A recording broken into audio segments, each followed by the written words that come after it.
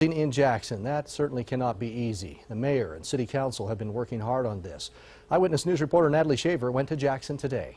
Certainly it's the affordability of housing. We don't have enough supply to keep the rents down and the sales price of free market homes down. So there's always been a struggle, I think going back numbers and numbers of years to the affordability of housing.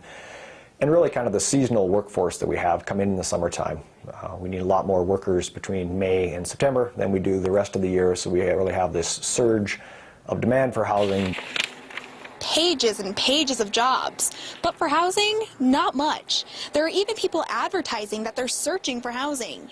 So now Jackson officials say they're starting to talk about seasonal housing options a little bit more. True seasonal, really temporary part of housing. I think we haven't really discussed that, be it temporary housing in other campgrounds or temporary micro housing, those sorts of ideas. I'd say we haven't explored a lot in the past. So as we move forward, I think that's probably a new area for us to look at a little bit. He tells me they're looking for ways, immediate and long term, to address this, from having employers provide housing to employment-based campgrounds. One thing we're working on right now was looking at these accessory residential units or mother-in-law flats.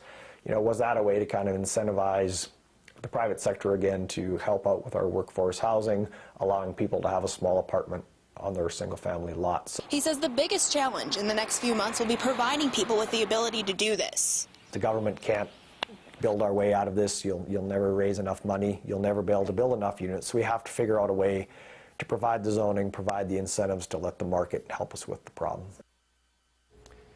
Jackson is also looking at a 1% general revenue tax that will be on the upcoming ballot. You can find a link with more information on that and other initiatives to help with housing on our website, KIDK.com.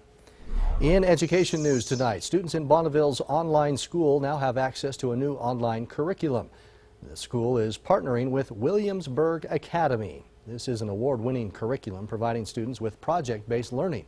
The students will take live online sessions with other students around the country. Bonneville Online High School Director Corey Telford believes this will be a powerful college preparatory program. Still there in District 93, hunger that often doesn't end when summer begins. Many kids rely on school lunch programs to get fed every day. And today, the Bonneville School District kicked off an expansion of its feeding programs at McCowan Park in Ammon. The program is called Summer Meal.